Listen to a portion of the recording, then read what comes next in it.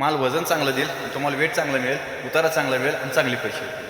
नमस्कार शेतकरी मित्रांनो, आजचं व्हिडिओ करायचं कारण असं की अनेक शेतकऱ्यांच्या कमेंट आल्या की आपला प्लॉट कितव्या दिवशी हार्वेस्टिंग करायचा.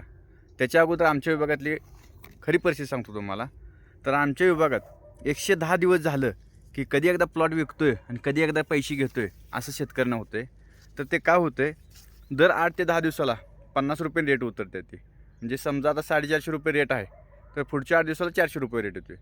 म्हणजे 110 दिवसाच्या पुढे गेलं आणि प्लॉट विकला तर जास्त पैसे येतात असं शेतकऱ्यांना वाटतंय. पण ते तसं नसते. सांगायला गेलं तर जेवढ्या पद्धतीने रेट उतरतोय आणि जेवढा प्लॉट तुमच्या थांबतोय, तुमच्या हार्वेस्टिंगला लेट होतोय, तेवढं तुमचा प्लॉट उतार देत असतोय. हे शेतकऱ्यांच्या लक्षात येत नाही. म्हणजे रेट 50 रुपये जरी कमी आला तर ते तुमच्या उतारात निघून जाते, म्हणजे चांगलं वजन देते. म्हणजे 5-50 कमी आलं म्हणून काही फरक पडत नाही. 5-50 तुमची पीटी वाढत्या आणि 5-50 म्हणजे तेवढ्या क्वांटिटीने तुमचा रेट वाढतोय. बाकीच्या विभागातला विचार केला तर साधारणपणे 135-140 दिवसाच्या पुढंच हार्वेस्टिंग करायला शेतकरी चालू करतात. पण आमच्या इकडे तसं नाही. आमच्या इकडे 110 दिवस झाले की पटशनं विकायला बघते आणि पैसे घ्यायला बघते. आणि हार्वेस्टिंग कधी करायला पाहिजे हे मुद्दा सांगायचा झाला तर जेव्हा तुमच्या घडातील तुम्ही पूर्ण घड राहू दे म्हणतोय, एक पाकळी समाधान खाऊ शकताय आणि तुम्हाला द्राक्षे खाल्ल्याचं फिलिंग येईल, त्यावेळी तुम्ही प्लॉट दाखवा आणि तुमच्या प्लॉटचं हार्वेस्टिंग करा.